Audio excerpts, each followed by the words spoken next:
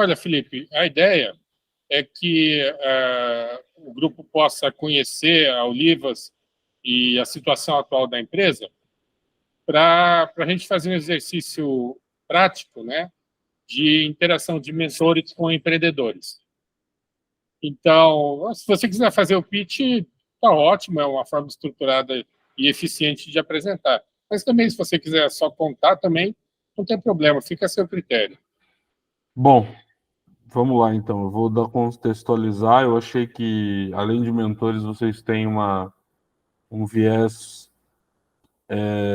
não só social, como um viés de impacto, né? A gente tem que tomar um pouco de cuidado com essa palavra social, que ela é um pouco deturpada.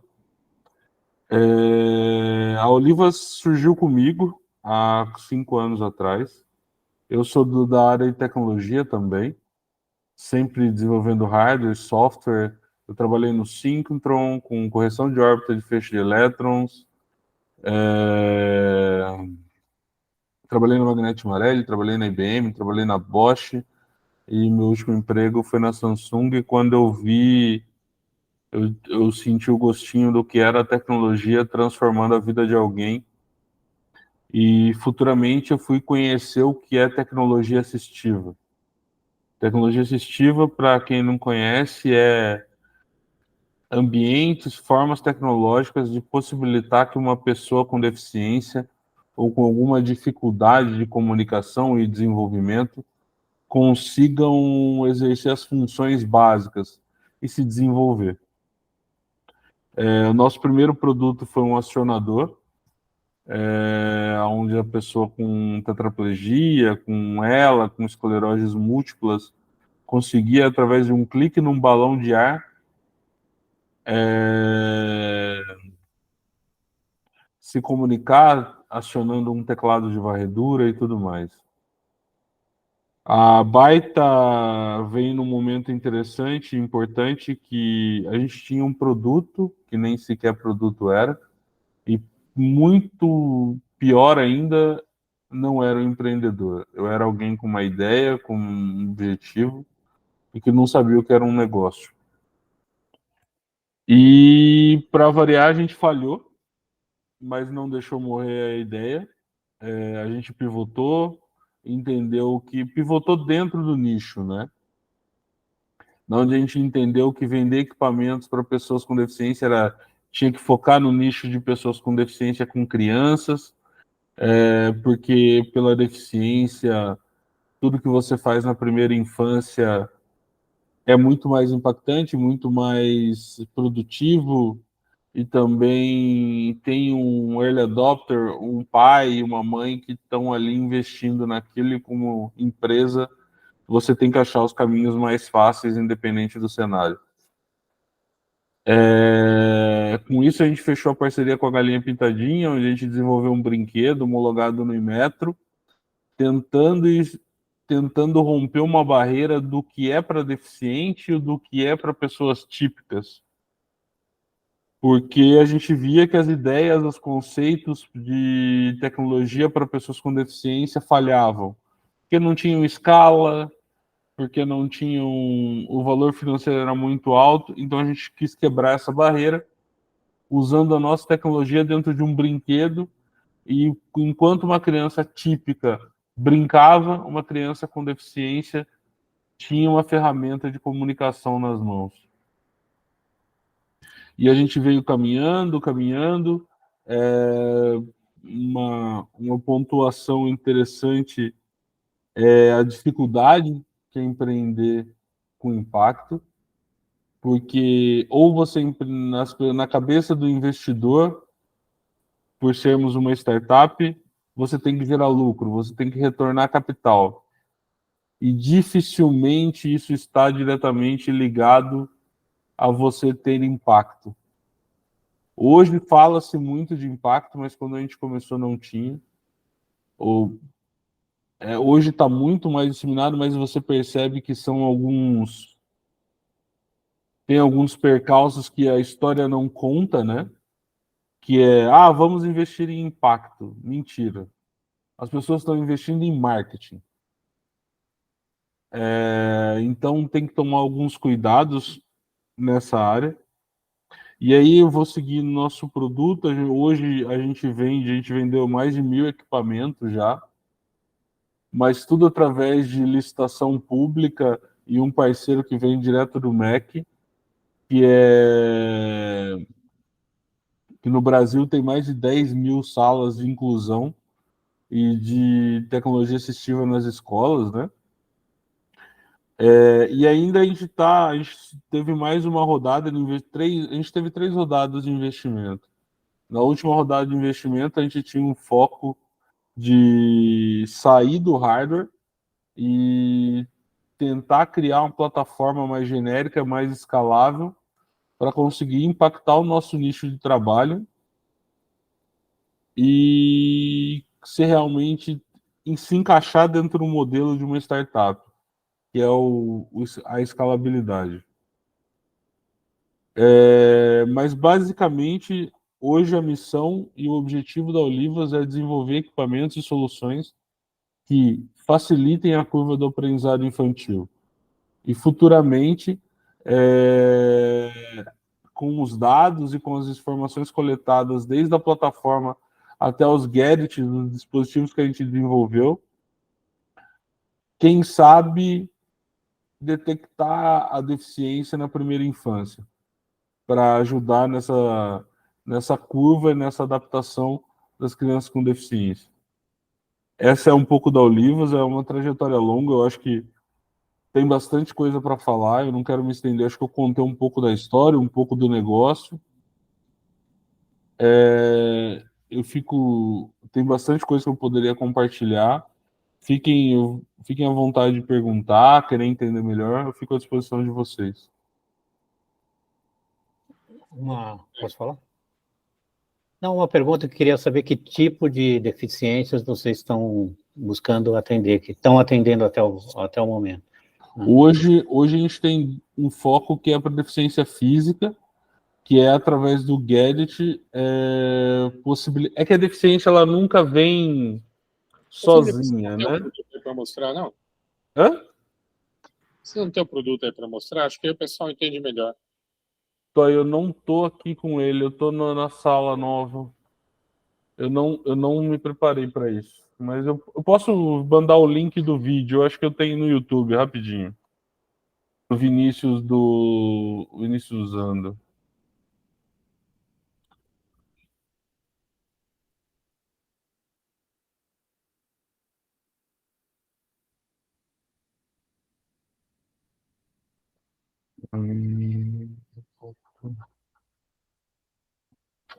Meu computador deu problema. Eu perdi todos os vídeos do meu computador.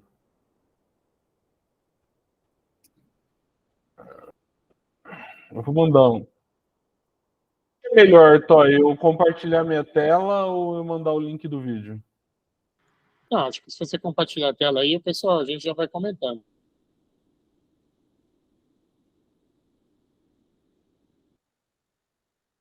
Esse aqui foi o primeiro vídeo que a gente fez.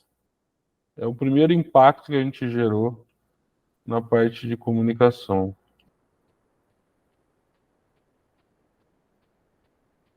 Vocês estão vendo minha tela? Está entrando agora. Sim. Eu vou deixar o vídeo rodando e aí vocês. Um vídeo rápido.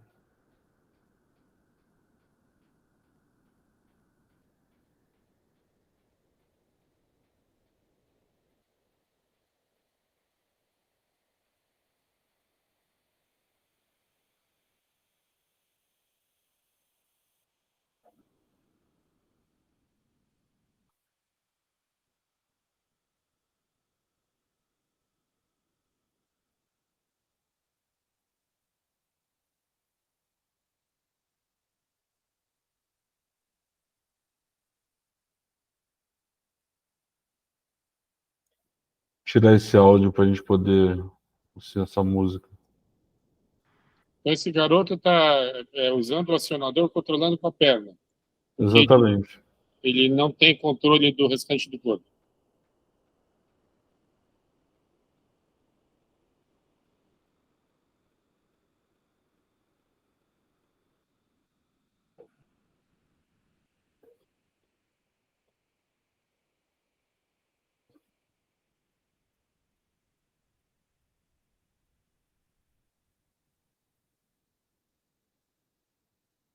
Bom, e vamos lá. Como a gente está numa conversa de mentores, vamos falar um pouco de problemas. Eu já compartilho a tela de novo. Se vocês verem o vídeo, ele é muito bacana. Só que como empreendedor, ele tem N problemas. Qual que é o primeiro problema dele? Ele não gera dinheiro e ele não gera engajamento de negócio. Ele faz as pessoas chorarem. E você, como empreendedor, não quer causar isso nas pessoas. Quando você está fazendo um pitch, quando você está demonstrando as coisas, é claro que você vai ter que, num momento, mostrar o que você faz e qual que é o impacto que você gera. Mas se o seu negócio causa desconforto ou... Estou falando como empreendedor e com os sentimentos que eu tive junto ao Olivas. E você aflora nele um sentimento materno, um sentimento de carinho, a tendência dessa pessoa não ver o seu negócio como um negócio, como uma empresa, é muito grande. Esse foi o primeiro aprendizado que a gente teve. O segundo aprendizado foi falhar de que esse produto, mesmo vendendo 1000 unidades, ele é uma falha. Ele é uma falha porque ele é uma venda pontual, limitada e com injeção de capital que você tem que investir e ele retorna. Ele sequer é um sistema de hardware que possa ser agregado a um SaaS, que possa ter uma recorrência, então ele não para em pé na parte de negócio. Com isso, a gente teve uma trajetória longa de dar o próximo passo. Eu vou pegar aqui vou compartilhar de novo minha tela, e é onde a gente quis chegar, o porquê que a gente evoluiu, tentando não perder o modelo de impacto, mas tentando achar o modelo da escalabilidade, tentando achar o modelo do Product Match Fit, na onde a gente consegue impactar o maior número de pessoas e por aí vai. Olhem, vocês estão vendo minha tela? Uhum. Sim. Esse é o nosso outro produto.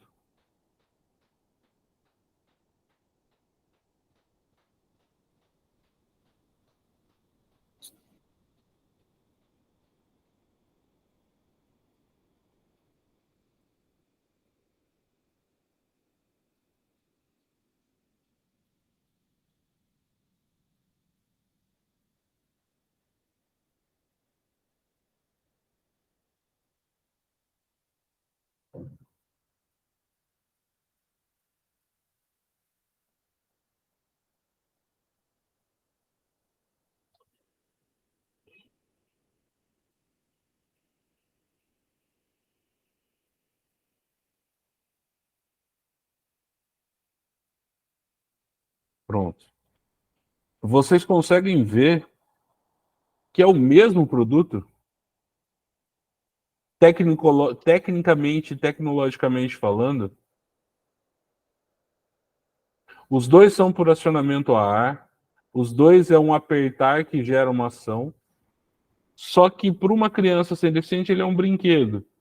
Então a gente conseguiria escala sobre ele por ser brinquedo, enquanto uma criança com deficiência se beneficiaria dele para a parte de comunicação.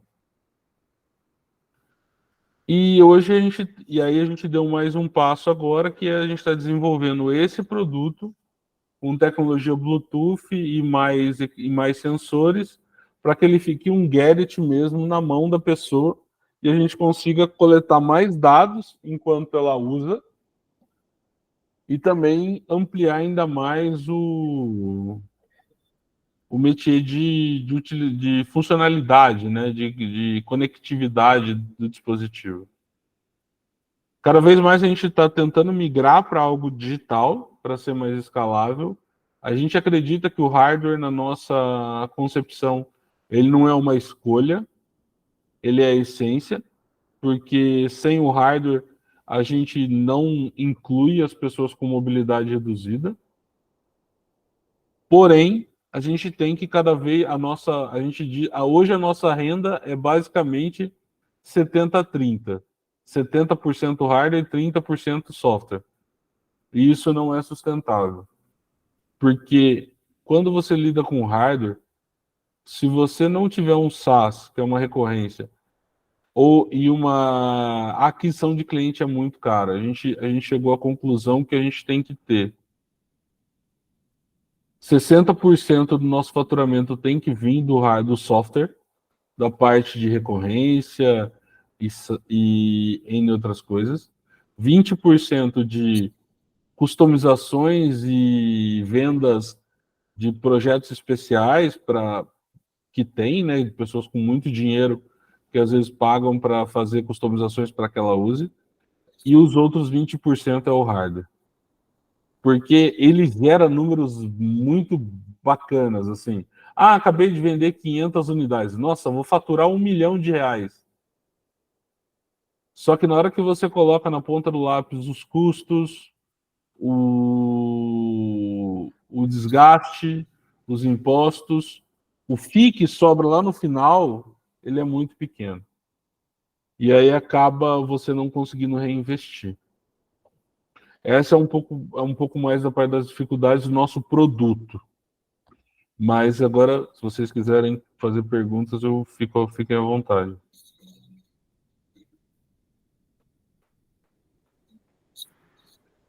Vamos lá, comentários. Cecília, sua opinião, por favor. O que você pode comentar para o Felipe?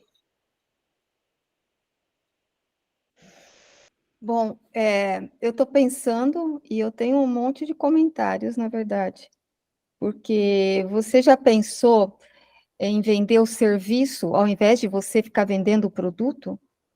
Porque acho que é aí que você vai ganhar. Então, eu não sei lhe dizer exatamente como, mas a gente tem algumas situações aí de uma empresa parceira nossa, que é justamente essa questão. Constrói-se o robô, mas quando você vende o robô, você não vende o robô como produto do hardware. Você vai vender o serviço de você ensinar ou treinar junto com isso daí, né? Então, o produto, o hardware, ele é um mero coadjuvante. O papel principal, ele tem que ir em você ter esse treinamento. Então, seria, eu não sei se você consegue jogar essa abordagem, porque é o único jeito de você, quer dizer, o único jeito, seria uma forma de você ir para os 60% que você gostaria, né? No fundo, você está falando que você vai vender serviço, entendeu? É o knowledge. Eu acho que, assim, a gente conseguiu desmistificar aqui na cabeça que quando a gente fala de serviço e tal, eu acho que tudo se resume a custo de aquisição do cliente.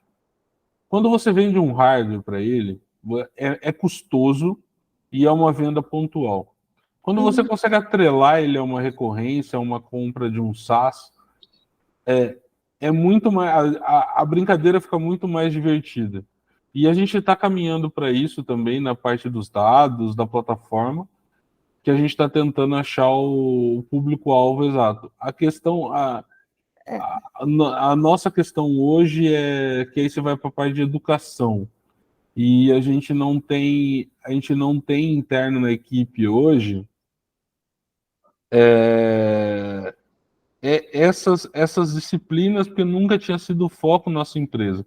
O que você está falando está completamente certo, porque o nosso parceiro, que é a Arcticom, que vende para a prefeitura, o negócio dele é vender treinamento em cima desses equipamentos. Eles compram esses equipamentos nossos, eles fazem um lote e vendem para as escolas. E fornecem a garantia, a recorrência e o treinamento em cima disso. Eles fazem exatamente o que você está falando, que é ganhar recorrência e é o aprendizado e o uso, usar o hardware para gerar conhecimento. Conhecimento, sim, você está falando de conhecimento. E uma outra coisa, então, isso é um comentário, né? A segunda coisa, quando você fala de mover para uma plataforma, porque aí você já está falando de você prover um serviço também, porque é diferente do que eu estou falando, que eu estava falando mais de treinamento. Aí, se você vai para o serviço, você fala, vou recolher dados. Bom, você precisa saber que dados são esses, o que você vai fazer com esses dados, porque os meus alunos, em geral, fazem isso. Vamos coletar dados. Se você não sabe para que esse dado serve, você precisa saber qual é o objetivo. Então, uma vez você sabendo que tipo de serviço você quer oferecer, aí você coleta os dados. Porque você sair coletando os dados para depois você mostrar ou saber o que você vai fazer com eles, não é o caminho. Não é. No nosso caso, os dados eles são bem direcionados à curva do aprendizado e à interação professor, pais e aluno. Porque o que acontece hoje com uma criança com deficiência? Ela não tem um histórico, todos os avanços e todas as métricas sobre ela são subjetivas ao olhar de um profissional. Uhum. Então, quando essa criança é detectada com alguma deficiência, ela nunca vai ter um histórico ou dados de evolução ou de métricas que possa ser medido para isso. A gente fez entrevistas com pais que gastam centenas de reais e o único feedback que eles recebem é o profissional falando ele está evoluindo. Então, assim, a gente acredita que esses dados, sim, desse treinamento metrificado e dessa interação com gadgets que gerem essa massa de informação, eles possam rastrear e contribuir numa esfera para a criança, no caso que ela vai ser impactada diretamente, para os pais, para os professores e para os profissionais da saúde que atuam, terapeutas ocupacionais, fisioterapeutas, que atuam diretamente na mobilidade e na otimização do movimento dessas crianças. Tá. São dados focados nesse sentido que a gente trabalha hoje. Então, aí você tem um bom direcionamento para o tipo de serviço que você ofereceria, né? Que seria o seu diferencial. E aí você consegue mover, no fundo, você vai estar meio que tomando o lugar dessa Ascom aí que você estava falando aí, só que, bom, não sei se talvez com o cunho tão educacional, mas talvez com esse cunho aí de monitoramento, né? De você ter um prontuário, no fundo, né? Na verdade, a gente não substituiria nada, né? A questão é entregar valor e entregar algo mais palpável para esses professores e esses profissionais que hoje fazem brinquedos e soluções com tampinha de garrafa. Que é assim que hoje eles trabalham com as crianças. Então, assim, nosso objetivo sempre foi querer melhorar esse cenário e se beneficiar dele na parte de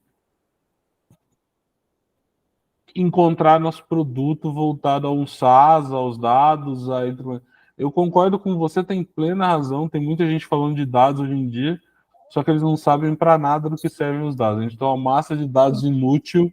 Sim. E tanto que a gente começou coletando dados do simples apertar da criança para medir se aquela criança tinha uma propensão a um problema de fibrilação no apertar ou se ela podia ter um problema de pega, se ela fazia mais forte, mais fraco e a frequência com que ela apertava.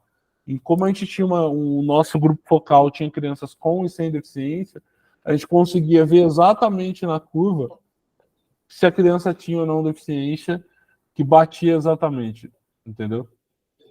Bem focadinho.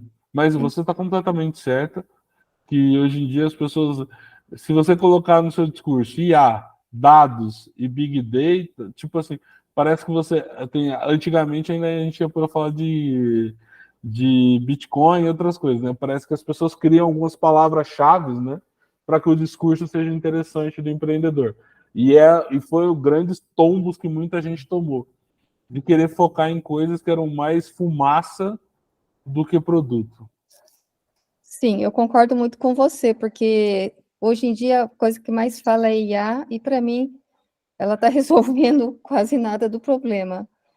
Aí vem e é só as palavras-chave para você justamente ficar chamando a atenção dessas coisas aí, né?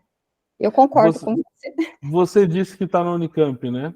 Sim, eu sou do Instituto de Computação. Eu vi essa semana que a Unicamp lançou o Instituto Viver Bem, que é com a parte de IA para saúde. Sim. É do meu colega. Então, assim, é o caminho. Eles estão usando o smartwatch para coleta dos dados, mas eu acho que cai um pouco no que a gente estava falando. Tipo assim, é uma iniciativa fantástica, só que tem que estar muito bem focado na coleta dos dados, senão vai gerar nada, Não vai gerar nada. só vai gerar buchicho e que legal. Sim, está na crista da onda usando as palavras certas. Exatamente. Bom, eu vou concluir aqui, que eu acho que eu já me estendi, só chamar atenção para um ponto, né? Bom, como eu sou acadêmica, né, a coisa que eu fico sempre prestando atenção é em definição de termos. E aí o que acontece é que a palavra impacto, ela é usada de uma forma a significar muitas coisas. E impacto, ele pode ser positivo ou negativo, número 1.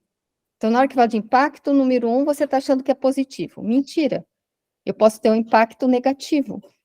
Então, tem que ser muito assertivo no que vai ser, porque impacto é muito genérico. Pode ser positivo ou negativo, e existem vários tipos, pelo menos 7. Então, você tem que dizer, é impacto econômico, é social, é bem-estar, bom, agora não na cabeça os 7. Porque, por exemplo, eu faço tive que fazer avaliação acadêmica de pós-graduação. A pós-graduação, ela é avaliada com o impacto que ela causa. Só que eu não posso falar que é um impacto, não. Eu tenho que explicar onde, né? E eu acho que esse discurso, ele é o discurso correto, mas desde que aplicado com precisão, entende? Porque eu, como acadêmica, eu gero produto, mas se eu não conseguir colocar esse produto na mão da criança, que é o que você acabou de mostrar, isso não gerou impacto. Até então, eu tenho um produto, eu posso fazer transferência de conhecimento não é considerado impacto, e aí, só quando eu resolvo o problema na prática, mesmo que é aquele menino que você mostrou. Aquilo é o impacto, sim, né? Então, eu gosto dessa abordagem. É a abordagem, para mim, correta, desde que os termos estejam bem definidos.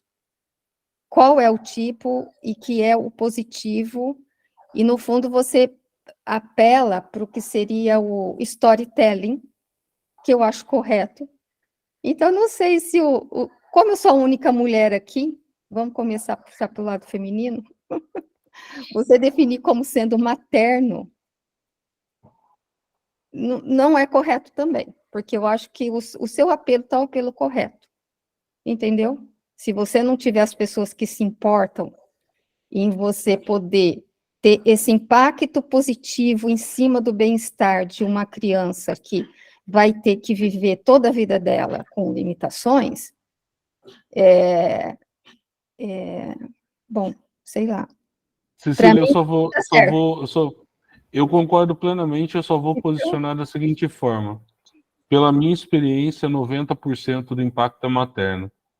Porque são as mães que são os agentes que estão juntos com essas crianças.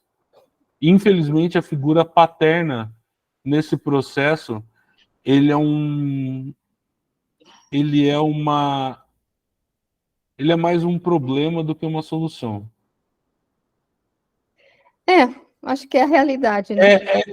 Eu entendo você não querer caracterizar um impacto como uma dessas, porque é uma visão generalista e correta da utilização das palavras, porque senão eu estou sendo coloquial demais na questão de querer posicionar como algo materno, mas infelizmente é.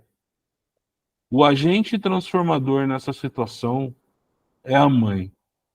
O agente Vocês têm que observar as mães e cuidar das mães, viu? Tá vendo aí? Olha o impacto aqui de tudo. não, e você está completamente certa. É a mãe que faz essa roda girar. Eu posso te falar que de 100% das interações com criança com deficiência que eu tive, se não 90, mais que 85% é materno. E isso parece posicional demais, mas é. Então, assim, eu posso dizer com propriedade, e assim, não que a palavra pode estar sendo usada da forma incorreta com relação ao impacto, mas é materno. São as mães que estão junto com os filhos, são elas que giram essa roda. Então, assim, infelizmente, como homem, eu tenho que me colocar que é materno, e o paterno está muito atrás. Mas atrás com uma força que é difícil até de como homem justificar e defender. Se eu for te contar coisas que eu vi, são aterrorizantes. De pais falando assim, como eu vou apresentar isso aí para os meus amigos? E daí para pior. Uhum. Mas você não está errada, mas é que assim, eu aprendi a colocar as mães e as crianças, as mães no centro com tanta clareza do meu público-alvo e de quem, na onde eu realmente gero impacto, que para mim é materno e eu vou defender sempre. Então tá bom, eu passo a minha palavra aí, desculpa ter me alongado. Imagina. Bom, eu queria aproveitar essa interação que a Cecília proporcionou para chamar a atenção com relação ao foco da discussão, tá? Seguindo a metodologia, a gente primeiro teria que priorizar a questão dos segmentos de clientes. Felipe citou aí a criança, a família e os educadores, né? E tendo em vista esses segmentos de clientes, né? O principal para a gente, no entendimento inicial do negócio, é realmente ter uma compreensão do valor gerado para cada um. E a gente precisaria se disciplinar para evitar, neste primeiro contato, de ficar discutindo demais sobre o produto ou sobre a oferta. Porque, para partir para essa discussão, é preciso, antes, ter um entendimento razoável, mínimo, do mercado-alvo, dos segmentos e do valor gerado para cada um deles. Então, eu pedi para o Felipe comentar um pouquinho mais sobre os segmentos, principalmente os educadores. A gente, no nosso modelo, a gente teve algumas dificuldades, porque a primeira coisa que você faz quando você procura seu produto, um Product Market Fit, é procurar seus clientes, né? E se você parar, qual que é seu cliente? A criança. Não, a criança não é meu cliente. A cliente é um usuário do que eu faço. Aí a gente estudou mais um pouco e falou, beleza. O nosso cliente são os pais. Ok. São eles que pagam. Seja quando as crianças estão indo na escola ou sendo quando as crianças estão indo na clínica. Mas a gente descobriu que esse agente cliente nosso, ele só compra quando o profissional indica. E esse profissional nunca quer comprar. Ele quer de graça para que ele use com alguém e ele indique para aquela pessoa usar. Então a gente tem um modelo que, cara, agora vem a parte que o Toy me bate. Que a gente devia ter desistido disso. Porque você tem um negócio onde é de impacto, é bacana, mas o seu usuário final não tem poder quase que nenhum na compra. O seu agente pagante, o cara que desembolsa o dinheiro para pagar, ele fica esperando a avaliação do filho, se gostou, e a avaliação do profissional, se pode. Por que pode? Porque esses pais gastam N dinheiro, vários investimentos, e se frustram. Então, eles não querem mais comprar nada. Eles querem comprar coisas que vão gerar resultados, sejam emocionais, sejam de dar um brinquedo para a criança ele se emocionar com aquela troca do dinheiro dele pela emoção, ou seja, a troca do desenvolvimento para ele ser um bom pai perante a sociedade que ele está viabilizando para o filho um desenvolvimento. Porque tem todo um contexto aí que os pais também são julgados, que os pais não geram meios para que os filhos se desenvolvam.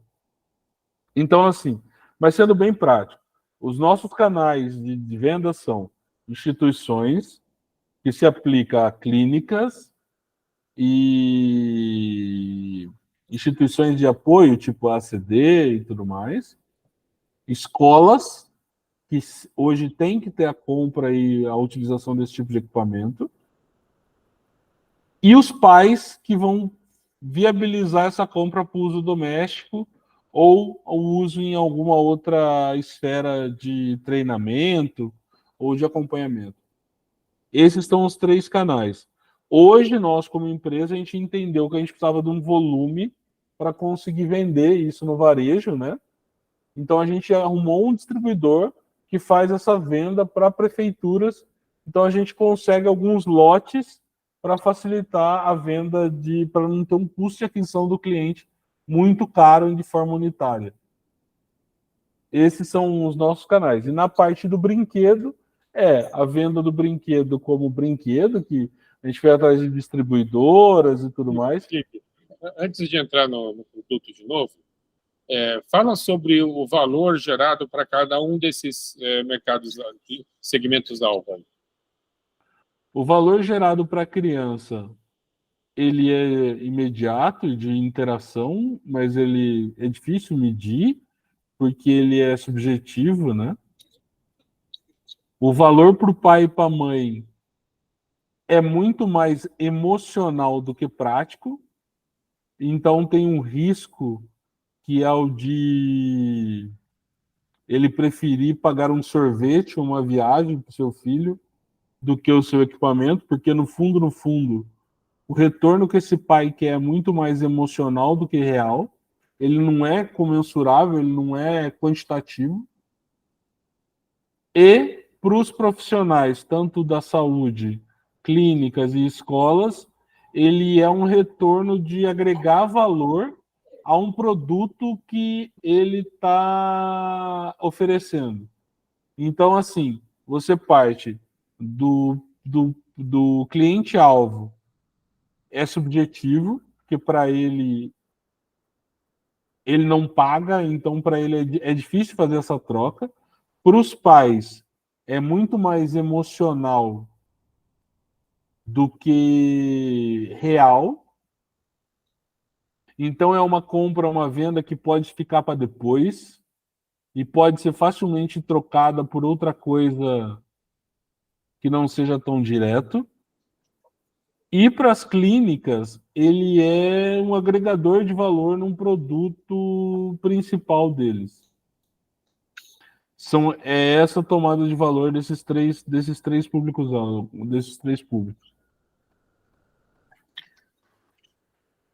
Okay, obrigado, Felipe. Elias, você quer comentar alguma coisa? Não sei se o Felipe te conhece, então podia só se apresentar brevemente aí antes de comentar. Felipe, desculpa o atraso. Eu tive que cuidar do assunto de saúde aqui e me atrasei. Eu perdi a primeira exposição sua, mas peguei o finzinho. Eu estou me lembrando de um outro caso que passou pelas nossas mãos aqui. Os mais antigos se lembram, que é o caso de Sofia Fala, que era algo na área de ajudar as crianças a aprenderem a falar melhor. Eu conheço o projeto da Sofia Fala. Pois é.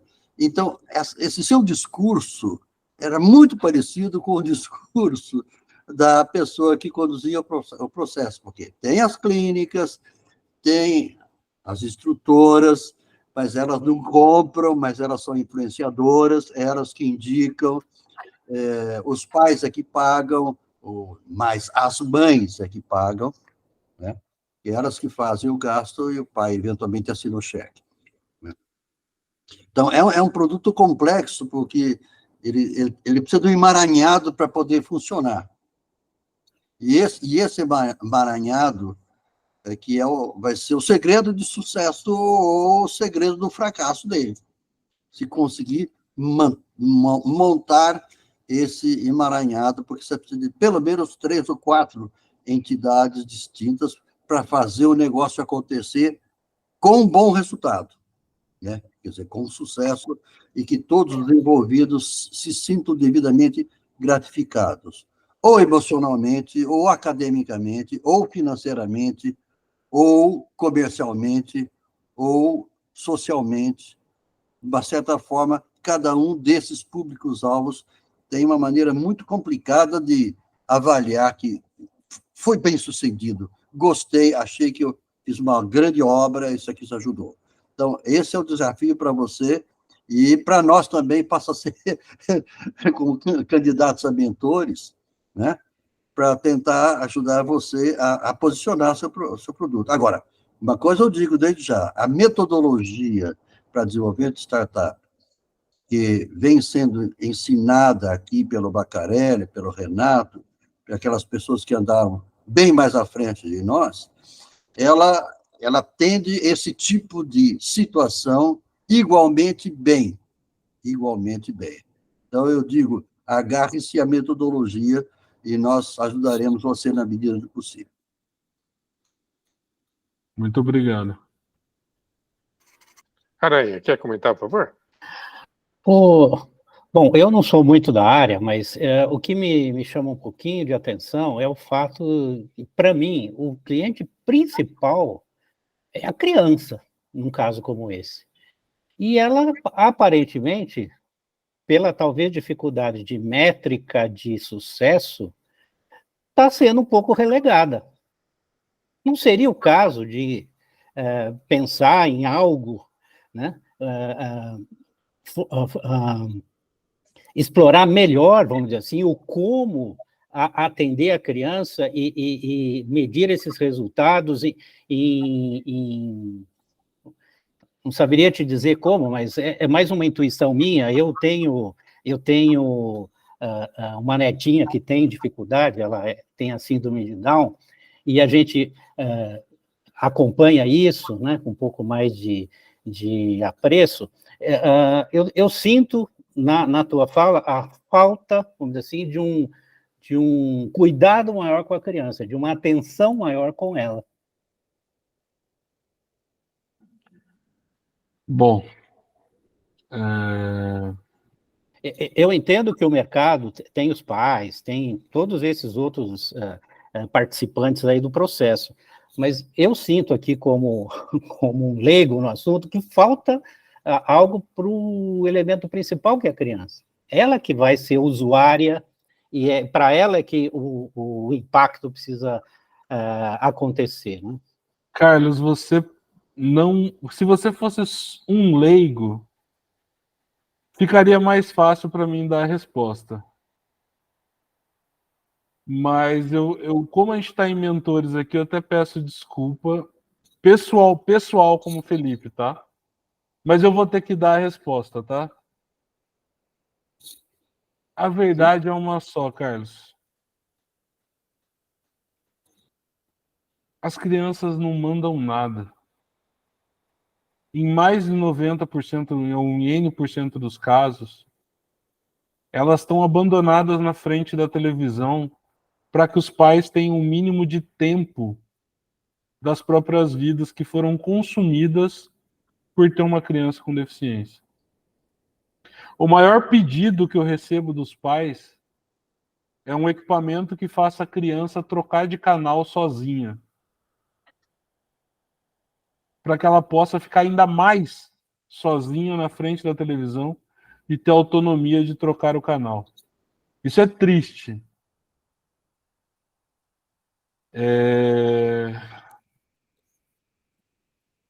Eu tenho uma brincadeira, não é brincadeira, é muito sério, que eu falo assim, infelizmente, a deficiência ela não é a porta da frente da casa. A deficiência é a porta do quarto. A porta do quarto, quando ela quebra, a gente não arruma de primeira. A gente deixa ela meio assim, a gente deixa ela meio assada, porque ninguém tá vendo, porque não vai atrapalhar. E sempre tem alguma coisa mais importante para ser consertada. Se você vê o nosso segundo produto, é um brinquedo. Até é complicado, mas assim, o nosso desejo era que um pai e uma mãe com deficiência, um filho com deficiência, pudesse entrar numa ReHap, bater o olho e falar assim: opa, não vou precisar dar uma calça jeans, uma roupa para aquela criança com deficiência. Porque criança com deficiência só ganha roupa, né? Porque ninguém sabe o que dá para uma criança com deficiência e se ela vai poder usar. Então dá roupa para aquela criança. Mas nem isso aconteceu, Carlos. Sabe o que a gente escutou? A gente escutou assim: ah, é para deficiente? Não, não é. Tá caro. Você devia dar de graça. Minha vida já é dura o bastante para eu ter que gastar com isso pro meu filho. Por isso que, infelizmente, para conseguir chegar nessa criança e nesse agente que para a gente é o mais importante, a gente teve que entender como gerar valor emocional para os pais, que são julgados por não gerar nada para os filhos, e tentar pegar esse dinheiro deles de algum jeito para ter um negócio de pé e falar: caramba, investe aqui, vale a pena. Para de se preocupar com a fralda, para de se preocupar com o remédio, para de se preocupar com a fono. Dá um brinquedo para o teu filho. E também gerar valor para o profissional com que ele consiga atender melhor essa criança para que a gente conseguisse parar em pé. Mas você não está errado, não. O nosso foco sempre foi, vou pôr 90% das crianças e 10% das mães. E, infelizmente, eu vou dizer que eu deixei os pais de lado de uma forma absurda, porque não dava para olhar para esse lado. Mas, assim, quando você fala em público-alvo, a gente teve que desconstruir muito o nosso desejo. E, infelizmente, no nosso caso, infelizmente não, eu não tenho mais esse pudor. Meu cliente-alvo é quem paga a conta. Eu vou ter que encantar essa criança, eu vou ter que encantar essa pessoa para que ela sinta o desejo. Mas o meu cliente-alvo é quem paga a conta. Senão eu não paro em pé.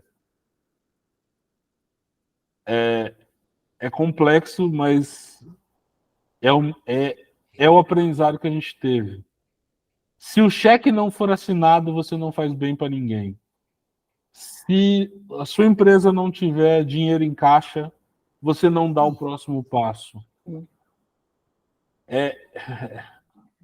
Foi doloroso entender isso, mas infelizmente, quando você fala de cliente, público-alvo é quem paga a conta.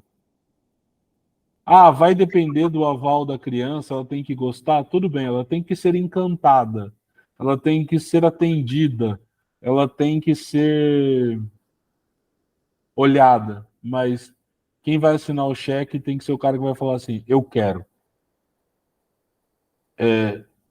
Focando em público, essa é a minha resposta, focando em público-alvo, Toy e Carlos, mas e pior, e no caso de criança com deficiência, é pior ainda na questão de, por exemplo, se você faz um brinquedo de apelo que a criança faz um inferno na vida do pai para ela pagar, cara, ela é um agente comprador muito importante. Que ela fica lá: eu quero Felipe Neto, eu quero Felipe Neto, eu quero Lucas Neto, eu quero Lucas Neto. Mas, assim, querendo ou não, quem vai pagar a conta é o nosso cliente.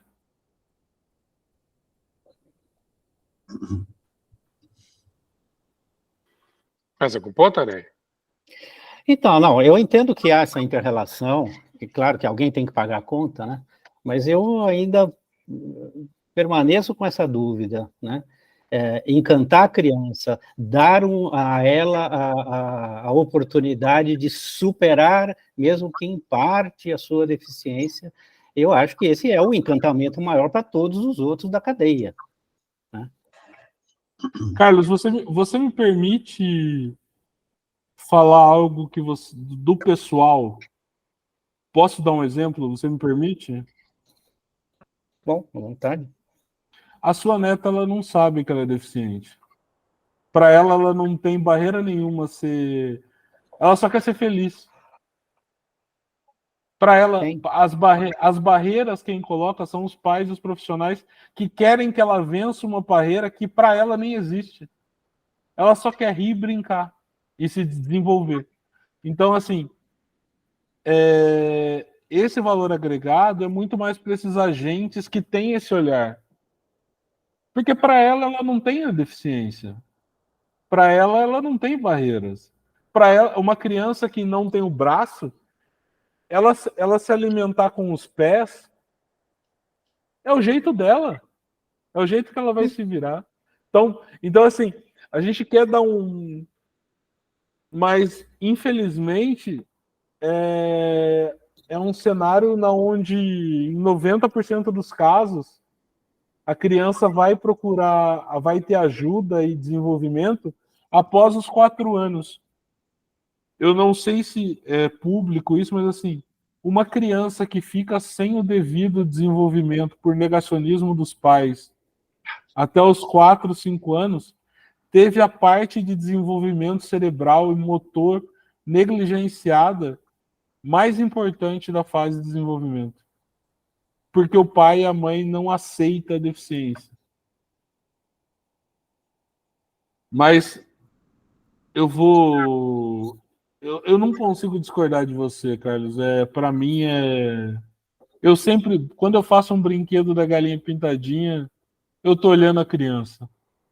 Eu vou mostrar um vídeo, eu não tinha mostrado, vou mostrar a criança com deficiência brincando. Acho que vai ficar mais claro.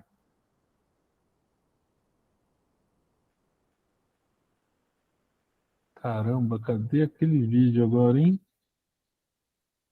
Peraí, eu vou achar.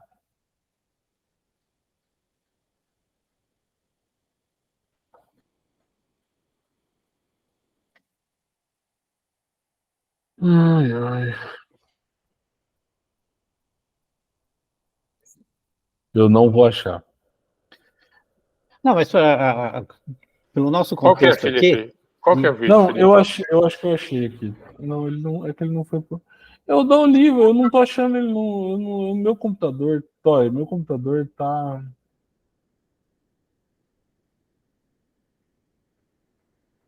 Pera aí, eu consegui aqui.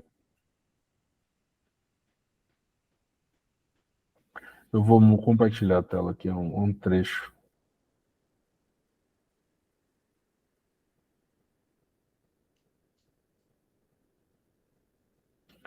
Vocês estão vendo minha tela? sim. Olha, presta atenção, por favor, no discurso da mãe, tá?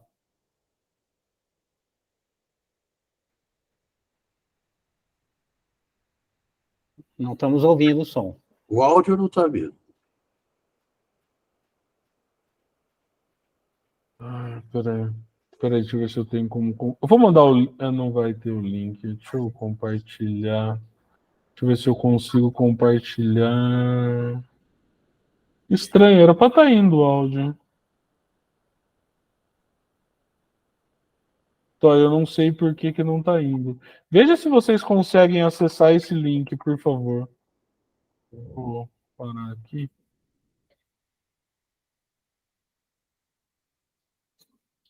Veja se esse link é público para vocês. Depois, qualquer coisa, eu mando mais coisas. Eu não sei o que aconteceu. Está indisponível. Depois eu mando. Mas é uma matéria da IPTV onde uma criança está usando o brinquedo e a mãe está falando para entender essa interação. Que não é uma dinâmica simples, Carlos, e você não está errado, não. A gente tem que sempre colocar a criança, o usuário no centro. Mas como empresa, lembra sempre assim. Eu estou falando aqui como empresa, tá? Que tem que parar em pé. A gente teve que aprender a entender esses agentes e como eles, sem o lado emocional, se ajustam nessa cadeia. Okay. Eliezer, já vou Ele passar. Saiu. Deixa eu fazer um comentário com 2 pontos, tá? Primeiro, existe aí um equilíbrio muito delicado entre manter os princípios fundamentais, como metodologia, como missão, como o caso que o Aranha está comentando sobre as crianças, né? Mas, por outro lado, existe uma realidade de como o mundo funciona. E o Felipe, ele... assim, a gente está falando de quantos anos, né, Felipe? 5 anos já mais, né? 6 anos? 5 anos, quase 6 anos, né? Quase 6 anos de trajetória, né? Em aceleração, em residência, em acompanhamento. E essa questão do imperativo da empresa sobreviver é que ela é uma parte meio brutal da situação. Porque, como o Felipe falou, se a empresa não sobreviver, não beneficia ninguém. E, além de sobreviver, ainda tem que ganhar dinheiro suficiente para poder manter o investimento em tecnologia, para ir sempre aprimorando o valor que ela gera e também melhorando as condições de competitividade. É um equilíbrio que só se consegue fazer no dia a dia. Esse é o primeiro aspecto importante aí desse debate que o Aranha proporcionou, né? O segundo aspecto é uma coisa muito delicada da questão da mentoria também, porque o Felipe está aqui e ele está sendo muito mais aberto e sincero do que ele seria num grupo que não fosse este. Está aqui porque foi a Baita que convidou. Então, é essencial que a atividade de mentoria possa contar com a franqueza e a confiança dos empreendedores, porque senão a conversa fica uma conversa superficial, boba e água com açúcar. Uhum. Mas aí entra um pouco a questão do se provar, Toy. E eu acho que é um problema que foi criado no cenário de startups e é por isso dos momentos que eu acabei me afastando um pouco de algumas coisas. E aí fica uma crítica e uma constatação. É muito empreendedor querendo provar que é o melhor do mundo e é muito mentor querendo dizer que resolve tudo. Criou-se uma bola de ego nesse cenário aonde as pessoas estão mais preocupadas com o nome e com o impacto que elas geram midiático do que com o real agregador que eu tenho aqui. Então, assim, por exemplo, eu posso dar... Não é puxação de saco, tá? A gente tem 2 pessoas aqui no grupo de mentores que eu acho que vocês já devem ter percebido que são igual água e óleo. Nós temos o nosso amigo Toy, o nosso amigo Baca, que são pessoas completamente diferentes. Enquanto o Toy vai para o confronto, o Baca é o conciliador. Pelo menos comigo. E os dois, de uma forma muito transparente e muito clara, colaboraram muito nessa trajetória que eu tive até hoje. Para ter essa clareza, ver eu falando hoje, né, Baca? Parece que surgiu do nada, né, Baca? Mas, assim, Se eu pudesse dar um conselho na minha humilde insignificância, construam relações com os seus mentorados. Porque se tem uma coisa que é fácil fazer é mentir. Falar que a startup é maravilhosa, que os resultados estão lindos, fazer vídeos maravilhosos, subir... Nossa, vocês não sabem como eu subo num palco de uma forma maravilhosa. Eu dou um show que vocês nem fazem ideia. Só que o dia a dia dos boletos, o dia a dia dos problemas, o dia a dia dos fracassos, se vocês não conseguirem fazer os seus mentorados compartilharem os fracassos, não vai servir de nada a mentoria. Senão vai parecer um bando de gente arrogante, vomitando sucessos e possibilidades de um futuro que nunca existe. E o Baco e o Toy podem garantir que desses insucessos eu conheço alguns. E ó que eu me debati, hein? Se tem uma startup, se tem um empreendedor que se debate, que não aceita morrer de jeito nenhum,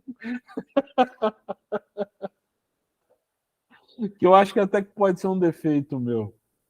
Às vezes eu acho que o empreendedor tem que aprender que ciclos se encerram para ir para outros. Mas eu não consigo porque o meu realmente ele tá segmentado no impacto. No impacto que gera na minha vida, muito mais do que gera na vida das pessoas que eu trabalho. O quanto eu, como empreendedor, preciso desse impacto para continuar andando em frente. Mas, assim, construam relações. Se o cara não conseguir acreditar que você está ali verdadeiramente, vocês nunca vão conseguir dar mentoria para ninguém.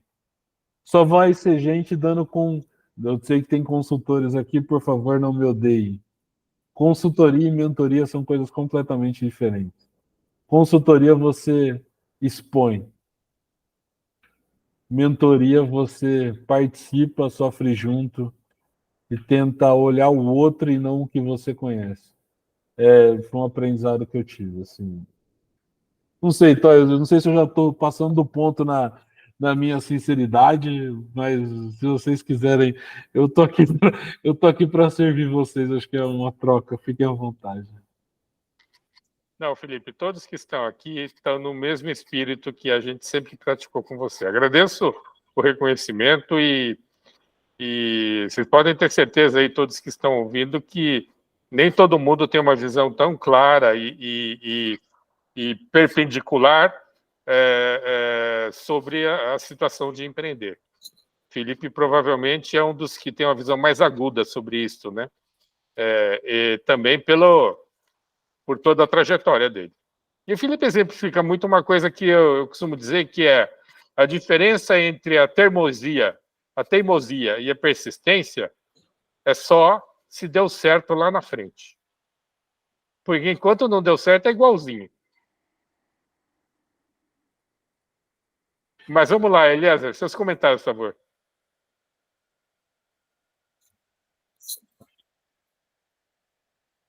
O microfone está fechado, Eliezer. Está difícil dizer alguma coisa com alguma sabedoria. Não é? Eu tenho um colega chamado Esmanioto, alguns conhecem. Ele disse que ele leu que o Churchill dizia que o sucesso é o resultado de uma longa sucessão de fracassos. Talvez o Felipe possa confirmar isso. Uma longa sucessão de fracassos. O sucesso não vem de cara, não vem de imediato. Isso não existe. Realmente não existe. Só quando você ganha na loteria. Mas assim mesmo, quem ganha na loteria deve ter jogado 20, 30, 40, 50 vezes, perdeu, e aí jogou mais uma vez e ganhou. Até no dado também vale essa ideia. Agora, uma coisa mais técnica, Felipe, e ligando um pouquinho o que a gente conversou um pouco antes. A gente fala de geração de valor, geração de valor, geração de valor. O Bacarelli fala em geração de valor, o Renato fala em geração de valor. Mas eu estava querendo fazer um pensamento lateral. sob esse conceito de geração de valor, que é percepção do valor gerado. Não adianta você gerar valor se você não consegue que pessoas, entidades envolvidas não percebam o valor gerado. E é a percepção do valor gerado que vai fazer meter a mão no bolso e comprar alguma coisa. E não o valor gerado, porque o valor gerado é uma opinião sua, do fornecedor. Eu quero saber a opinião do outro, de quem vai realmente tomar a decisão. Então, eu tenho certeza que você está gerando valor. Eu tenho, pela sua descrição. Você está há 5, 6 anos trabalhando nisso, gerando valor. Agora, como é que fica a percepção do valor gerado? Os pais, o macho lá no casal, até que ponto ele percebe que realmente foi gerado um valor, e esse valor merece ele deixar de tomar aquele vinho e comprar, ou deixar de fazer aquela viagem, porque é a opção de o que fazer com o dinheiro, né? O que fazer com o dinheiro. Percepção do valor gerado é uma coisa para pensar nela, e é da cabeça dele, e não da minha cabeça. Não é o que eu penso, o que vale, o que o outro sente. E se a gente não conseguir gerar essa percepção, você não vai chegar no seu mercado mesmo.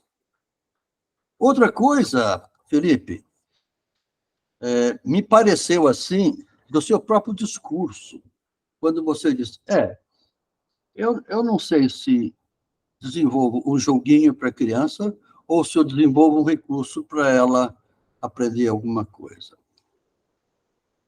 Transformando o em E é a tal da gamificação.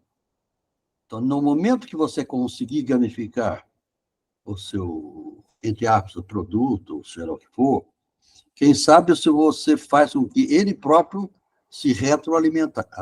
Porque jogar, todo mundo gosta de jogar, né?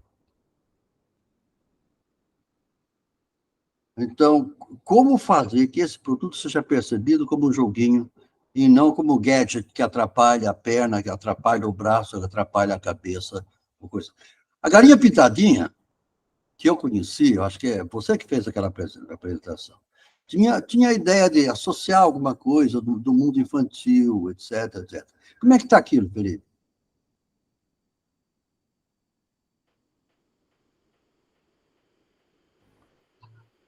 Isso já está sendo feito, já foi feito com um brinquedo, e o nosso game ele é gamificado, né? Tanto que ele é um joguinho de coleta de letras para o aprendizado do alfabeto. Sim. A questão é que a gente não conseguiu encontrar ainda a forma de escalar isso de uma forma que ele seja sustentável. Okay. Essa é a barreira que a gente não conseguiu transpor ainda. Então, já está gamificado, mas não está escalável, é isso? A parte do game, ela entra um pouco na questão também de custo, de pagar, né? Porque as pessoas, infelizmente, a visão de games, eles têm que ser gratuitos, né? E não pagos, né? E que para a gente é complexa, por isso que a gente estava voltado mais para as escolas. Olha, eu não tenho muito a ajudar, não. Eu vou continuar pensando. Não, mas esse debate de ideias, de pensamentos que ajuda bastante. Não, vamos voltar ao ponto do mentor. O mentorado nunca quer uma solução pronta. Até porque a gente normalmente não escuta, né, Thay? Pode dizer também que às vezes escuta com muito atraso. E a gente sai das mentorias e vai fazer. A gente escuta um monte de coisa, pega tudo, enfia na cabeça e faz o que quer. Essa é a realidade do mentorado. E aí você leva X tempo para entender que você podia ter encurtado muito tempo, ou você patina porque você foi teimoso o suficiente a querer provar que aquilo estava errado. Porque o bom empreendedor é aquele que, além de acertar, é teimoso, né? Porque senão não empreendia. Mas a mentoria é uma troca, né? Porque o mentorado ele sai dali e ele vai tomar as decisões dele. Se ele for inteligente, ele vai escutar e vai saber aplicar o que foi discutido. E vai aproveitar o que cabe, o que não cabe, mediante aos riscos e os preceitos que ele queira seguir. Então, não queira dar uma solução, Eliezer. Até porque se você me der uma solução, eu não vou escutar, porque ela não vai ser minha. E empreendedor é arrogante. Empreendedor é... A gente quer fazer só do nosso jeito. Eu melhorei bastante, mas é uma verdade. Bom, para quem não está sabendo, o último investidor do Felipe foi o Bossa Nova, né? Que é o maior fundo de investidor que tem o maior número de investimentos em startups do estágio inicial aqui do Brasil. Mas, Felipe, só para ter uma ideia também, para o pessoal saber, se você não se incomodar, lembrando que a gente está gravando, né? Você pode falar sobre a evolução do faturamento, ou pelo menos do volume de vendas, de quantidade de unidades? A gente, o ano passado, faturou na faixa de R$700 mil. E a projeção para esse ano é faturar mais de 1,5 milhão. A gente teve um impacto muito grande nas nossas projeções por causa da pandemia.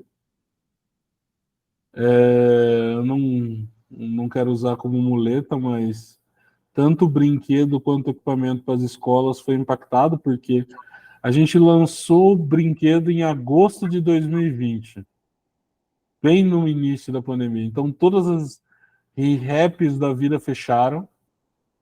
Então, a gente perdeu esse acesso. E a galinha pintadinha é um produto de massa, né? Você até consegue vender e-commerce, mas você tem que ter pedidos para gerar distribuição. E nas escolas e nas clínicas estava tudo parado, né? Porque as crianças com deficiência eram um grupo de risco. E para vocês terem ideia, elas estão retornando ao normal agora, assim, desde o começo do ano, assim. Elas estavam bem reclusas, tendo atendimentos individualizados. E imaginem o cenário na onde estava tudo travado se alguém vai gastar dinheiro com recurso adicional. Ano passado a gente conseguiu umas vendas porque a gente empurrou goela abaixo de algumas coisas de cliente, licitação públicas que estavam já desenrolando, que graças a Deus foram nossa salvação assim, de faturamento, e mesmo assim 700 mil não é pouco, né? E para esse ano a gente está... Esse ano, pelas nossas métricas de 2020, antes da pandemia, era para a gente estar faturando em torno de 3 a 4 milhões. E a gente está estimando que vai ser 1,8 milhão, 1,7 milhão, por causa dos impactos dessa curva. A gente atrasou 2 anos, 2 anos e meio. Tem um gap aí considerável. Infelizmente, as crianças que perderam o desenvolvimento nesse período é praticamente irrecuperável, né, Felipe? A cognição acontece numa determinada fase, né? E depois que passou, difícil recuperar. E a gente está falando de crianças no geral, né?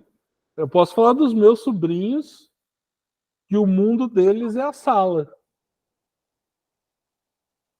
A gente não sabe, conversando com alguns educadores e com pessoas da área da educação, o próprio Lilimin da Unicamp, algumas pessoas, a gente não sabe o que esses 2 anos de pandemia e reclusão, o que vai gerar no cognitivo dessas crianças. 3 anos, né?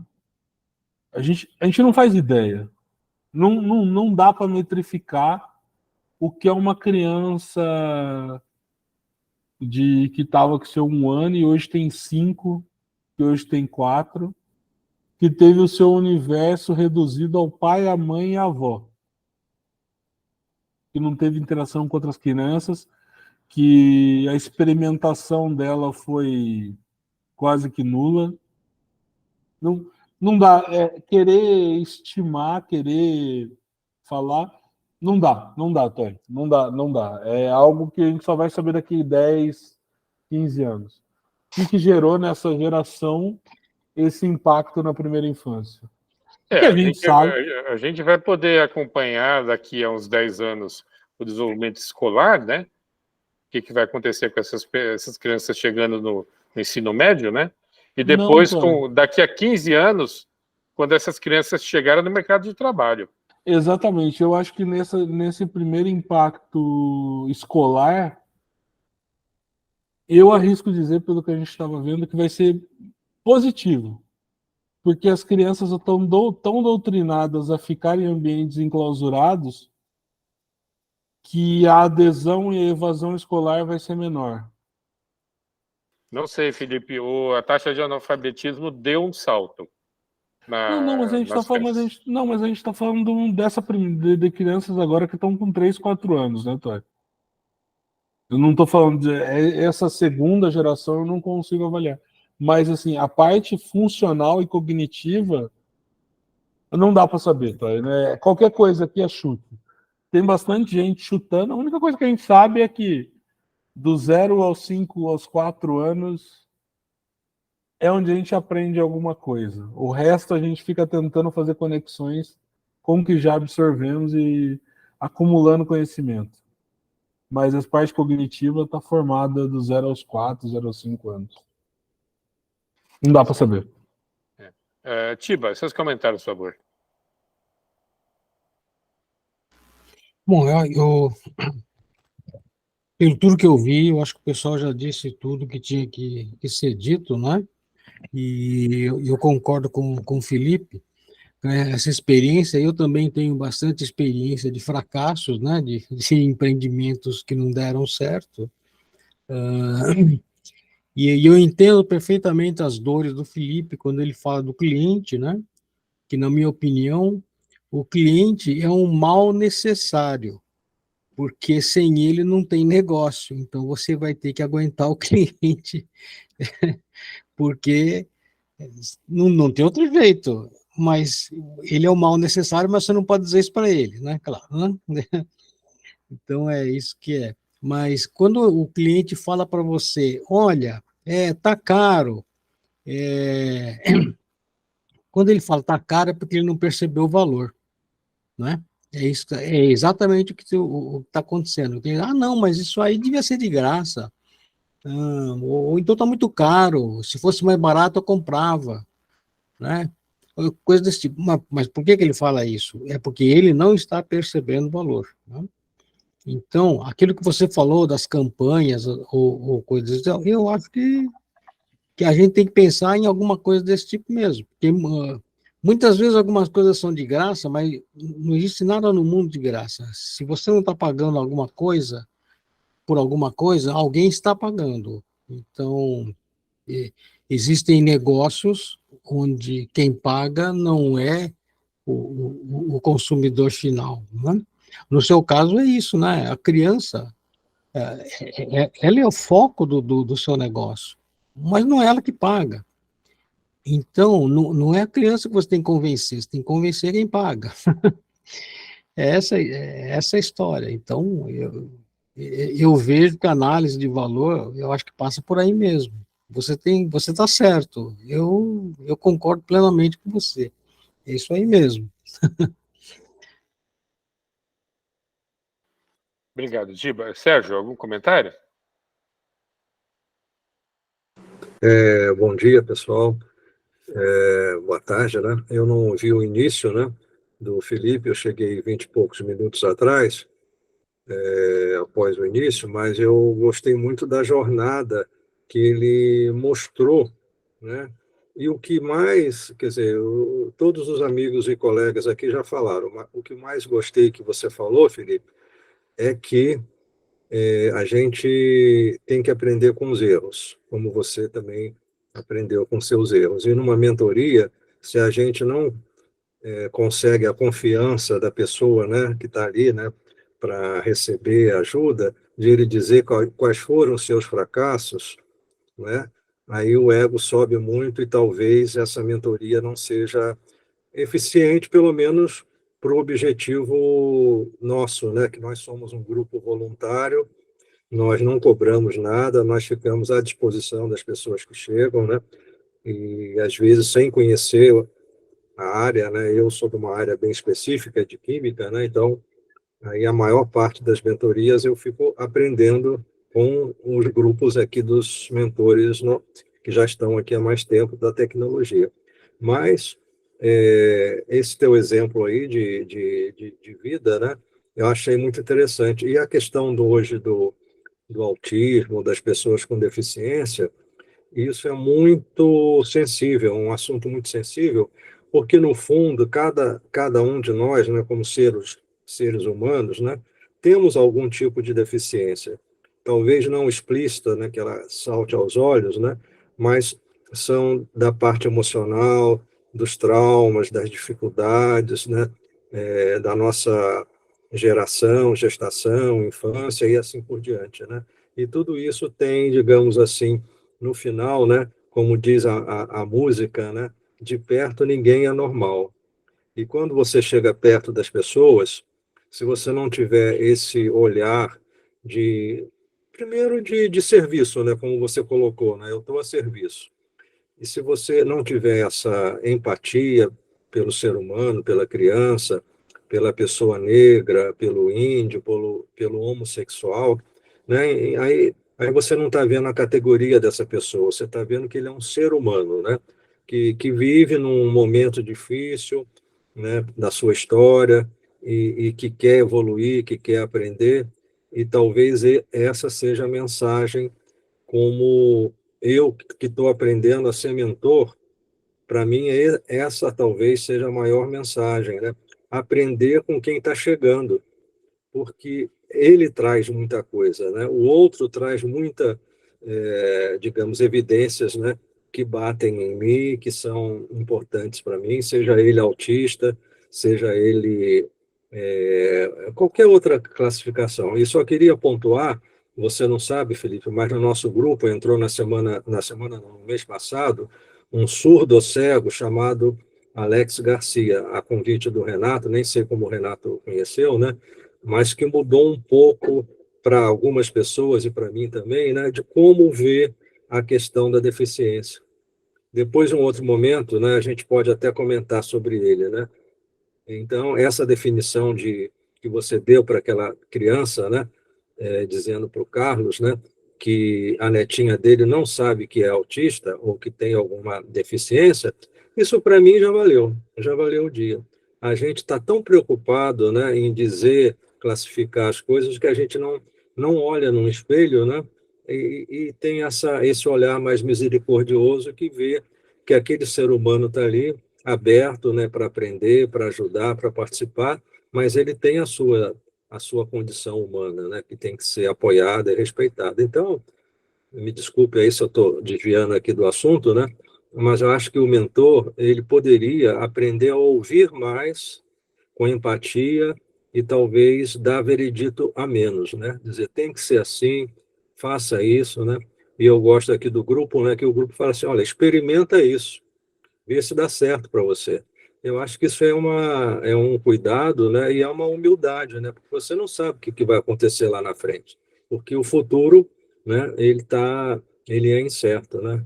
Mas numa mentoria, nesse grupo que quer desenvolver uma metodologia, pessoas como você chegando aqui ao grupo e trazendo essa história de vida, né, de 5 anos, né, e antes desses 5 anos do seu produto, você deve ter vivido tantos outros anos, né, para que essa abertura desse desejo de ajudar as pessoas, as crianças, que eu entendi que é o teu grande propósito, né, pudesse florescer e pudesse se materializar nesses produtos, né, na galinha pintadinha e no outro software, né? E tá tudo certo, Felipe. Eu acho que isso aí é o teu caminho, é a tua possibilidade, e que você tendo fé, eu acho que é isso aí. Se você tem fé no teu trabalho, na tua, né, boa vontade, eu acho que o universo vai contribuir, né? Mas desculpa aqui que eu não estou sendo muito mentor, não, eu estou querendo aprender mesmo. Um abraço aí para todos. Obrigado. Obrigado. Valmir, vai conseguir comentar ou vai ficar só ouvindo mesmo?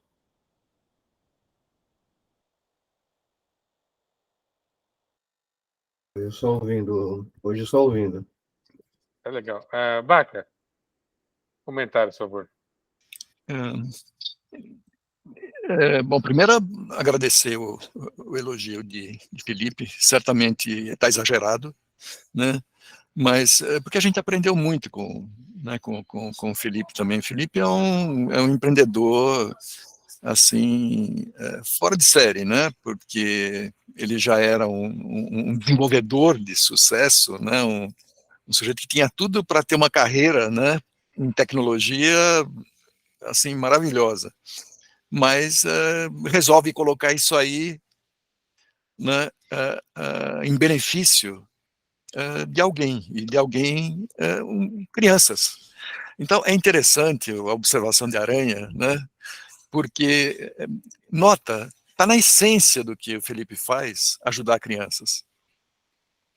Né? Ele desviou toda a carreira dele, né, que podia ser maravilhosa do ponto de vista profissional, dentro de grandes empresas, né, e tal, para falar, Baca, não, eu quero... Desculpa, mas eu vou só fazer uma piada. Segundo a minha esposa, não receber o ovo de Páscoa na Páscoa porque você não tem carteira assinada. Pois é, pouca gente tem coragem de fazer isso, né? Então, e você resolveu, né, dar o foco para a sua vida, né, nisso aí. Então, primeiro, isso aí é a essência, né, de um empreendedor que realmente ou é teimoso, ou é persistente, né, como o Toy falou, que no fundo você só sabe depois, né? Mas, e Felipe é aguerrido também, a conversa com o Felipe nem sempre foi, né, fácil como essa, né, em que ele chega, expõe, ouve, comenta, pensa nas palavras que ele vai usar, né, isso, né, já é fruto, né, de uma jornada aí de muito tombo, né, muito tapa, muito confronto, né, muito ranger de dentes, que depois chega nessa maturidade que Felipe mostra, né, que não combina com o visual dele, né, parece ainda um pós-adolescente, alguma coisa assim, mas Felipe realmente é diferenciado, né, com relação a isso aí. Bom, mas isso tudo, eu queria chegar no ponto mesmo, de que o conhecimento que Felipe tem a respeito do mercado em que ele atua, né, certamente é uma coisa que é original, é único, né? Poucas pessoas, provavelmente só outras pessoas que trabalham em mercados, né, similares, com ofertas similares, né, com soluções similares, devem ter. E olhe lá, né, porque Felipe é uma pessoa, né, que vai fundo nessas coisas. Então, esse é um ponto, né, que o Sérgio comentou, quando a gente aprende também com o empreendedor. Eu não posso achar que eu vou entender, né, do mercado que Felipe atua mais do que ele. É impossível. Felipe, essa é a vida dele, né? E eu tenho que entender que nisso ele vai ensinar um monte de gente. Porque não só porque ele conversou com mães, pais, e tem essa visão que eu lembro no comecinho, era uma visão que assim doía, né? Quando o Felipe voltava com o resultado das conversas que ele tinha tido e descobria que não era aquele ideal que ele tinha pensado, era um negócio que a gente sofria junto, né? Mas ele passou por tudo isso. Mas ele foi capaz também de aprender a conversar com doutores, com pesquisadores, com especialistas, não é porque ele não se dava por vencido. Então não é só conversar com a criança, com a mãe, com o pai, com o professor, mas e o pesquisador, que eventualmente sabe falar a respeito disso e está interessado também nessas... Né? Felipe foi lá, aprendeu a conversar também com doutores. Então, assim, um conjunto, um conteúdo, né? Uma abrangência de conhecimento que a gente não vai encontrar fácil um similar ali. Isso aí só vai acontecer com alguém que está tentando fazer o que Felipe está tentando, de maneira séria. Né? Então, ele se aprofunda em tudo que faz. Então, o ponto que eu queria chamar a atenção é esse. A gente vai encontrar mentores que conseguiram passar essa encanto, né, pela tecnologia, pela solução, pela oferta, né, e foram lá para ver como é que esse negócio ia ser usado, né, e se bater com o que Eliezer falou, com a questão de como é percebido pelo outro lado a coisa, né, a percepção de valor que Eliezer chamou. Então, Felipe tem consciência disso, e é isso que faz a coisa, né, funcionar. Então, não tem jeito, certo? A gente tem que ser capaz de entender o mercado, entender nossos clientes, e no caso de Felipe tem essa complicação, né, que vocês perceberam, tem vários clientes ali. Tudo bem, tem um sujeito que paga, se a gente quiser, né, mas são vários stakeholders ali, né, cada um deles com seu papel. Tá? E se a gente quiser mentorar, a gente vai ter que se, né, abrir para entender isso. E eventualmente tirar nossos preconceitos positivos e negativos, certo? Porque Felipe vai trazer a informação que ele colheu lá, né? E Baca, só complementando uma questão desse ponto, o empreendedor ele se engana muito durante a jornada. Porque às vezes a gente tem que acreditar em algumas verdades que não são totalmente verdades. Porque a gente está testando. E às vezes, para a pessoa que está de fora, isso é muito claro. Mas para você que está tentando fazer algo disruptivo, algo que exatamente vá contrário ao senso comum, a gente já entendeu que não é isso. Só que a gente está tentando achar os argumentos que provem a nossa tese. Porque se fosse uma tese já conhecida e já segmentada, não existia desenvolvimento. Claro. A questão do empreendedor é ele não ser burro o suficiente de ficar dando murro em ponta de faca numa coisa que não vai existir. Eu, por exemplo, já bati em muitas portas fechadas. Só que eu ainda não consegui entender. Para mim não tem como não performar nesse cenário. Só que para mim ainda não achei como, entre alguns caminhos. E às vezes você acreditar no seu conceito e tentando ajustar ele com a realidade, entendeu? Mas se você parar de acreditar no irreal, você não vai fazer nada. Só que você também não pode construir uma fantasia, porque senão você vai ter muitos problemas. E aí vem o tênue equilíbrio, né, que Toy falou, ali o balanceamento entre essas coisas, né, como é que você decide. Mas o ponto, excelente, o seu comentário, Felipe, mas o ponto que eu queria deixar é esse, quer dizer, e fechar com a lembrança de que a gente está lidando com uma metodologia que parte do princípio de que eu tenho que conhecer o cliente, mais do que eu conheço, né, ali a minha solução, quer dizer, a minha solução eu tenho que conhecer de qualquer jeito, claro, né, mas se eu não conhecer esse cliente, não conhecer esse emaranhado todo, né, que Felipe contou, né, que não é, na verdade não é emaranhado, é a vida como ela é a realidade, né, a gente parece um emaranhado, né? Mas Felipe olha para isso e eu tenho certeza, com toda a frieza, né? Não, cara, é isso aqui, é com as mães. Não adianta, né? O comportamento do especialista, o comportamento do professor, o especialista vai querer de graça, então, pronto, ele tem essas informações ali, e só para completar, né, o que Felipe fala, você nunca pode deixar de testar, de tentar, porque as coisas mudam também, né? Então, o empreendedor, ele é esse sujeito, ele acredita na ideia dele, certo?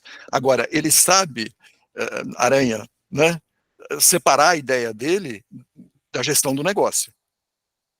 O propósito dele, ele tem que atingir, mas a gestão do negócio é uma coisa mais fria, né?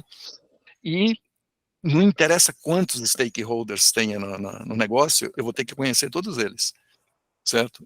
E cada um percebe de valor, como Eliezer falou, a percepção de valor que cada um tem. Em algum caso vai ser mais emocional, em outro caso vai ser mais funcional, né? Mas vai existir. Tá? E é isso. Tá? O ponto é, a gente não pode se fixar só no produto, só na tecnologia, porque não tem negócio se a gente ficar só nisso. O negócio vai acontecer quando a gente enfrentar essa barra pesada que o Felipe está descrevendo para a gente. Eu costumo dizer que enquanto o seu cliente não ligar todo dia para você reclamando de algo, você não tem um negócio. É isso aí, Felipe. Quando o cliente não reclama, quer dizer que ele não está usando. Não tá... Pode ter certeza. Se ele passar 3 dias, uma semana sem reclamar de algo, acredite, o seu equipamento, a sua solução está numa gaveta ao qual ele não olha mais. Essa é a verdade. Né? Mas é isso aí. Muito obrigado, Felipe, viu, da sua generosidade de vir se abrir desse jeito e possibilitar, né, esse aprendizado, né, para quem está começando agora e para quem já começou há mais tempo também. Eu não canso de aprender vendo você, o quanto você, né, cresce nesse processo todo. Toé, é com você. Bom, o primeiro comentário que eu queria fazer é que esse equilíbrio aí entre a realidade brutal do que é ter uma empresa com o propósito, a intenção do empreendedor, é realmente um equilíbrio, talvez seja o principal equilíbrio que o empreendedor tem que desenvolver. Tem que escolher um caminho entre esses dois extremos.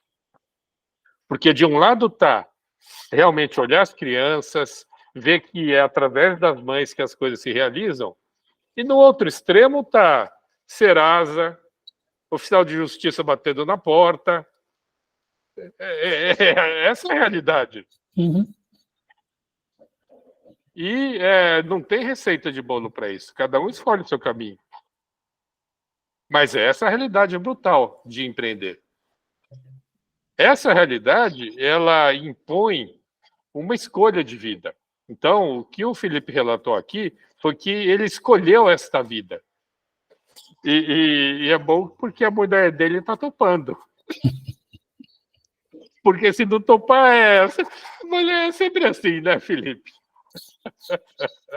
É sempre topar, mas é sempre com uma espada na cabeça, né? É assim que funciona sempre. Mas essa escolha de vida, ela caracteriza um empreendedor que tem um propósito. Porque a gente já teve na Acelerador casos de empreendedores que estão só pela oportunidade. E aí esses caras que estão só pela oportunidade, quando esbarram no primeiro mata-burro, ele pula fora. Então essa persistência toda, ela depende do propósito. E nós, mentores, a gente tem que entender se o empreendedor está ali pelo propósito ou se está pela oportunidade. Veja, eu não quero também condenar quem trabalha pela oportunidade. Isso existe também. Uhum. Mas a gente tem que entender, porque um é prego e outro é parafuso. A gente trata um com martelo e outro com chave de fenda. Não dá para tratar do mesmo jeito. E a tarefa nossa é perceber isso. Agora, com tudo isso, com esse grau de comprometimento, de escolha de vida, a gente, como mentor, tem que ter uma atuação também à altura. E isso o Aranha nos proporcionou hoje, pelo fato de ele ter insistido numa percepção pessoal e pelo fato de ele ter colocado o testemunho da vida familiar dele, o Aranha nos proporcionou com uma resposta à altura para o Felipe. Porque a gente não pode ser um mentor helicóptero, né? Não sei se vocês conhecem a figura do pai e mãe helicóptero, né? Que fica só lá sobrevoando e de vez em quando abaixa para fazer uma intervenção, né? A gente não pode ser mentor helicóptero com um empreendedor comprometido. A gente também tem que botar a nossa vida aqui, tem que colocar os nossos valores nessa interação. Ou, como o Felipe falou, no relacionamento com o empreendedor. Mentorar é desenvolver um relacionamento profundo. desde que o mentor também, desde que o empreendedor também esteja ali profundamente comprometido com o empreendimento dele.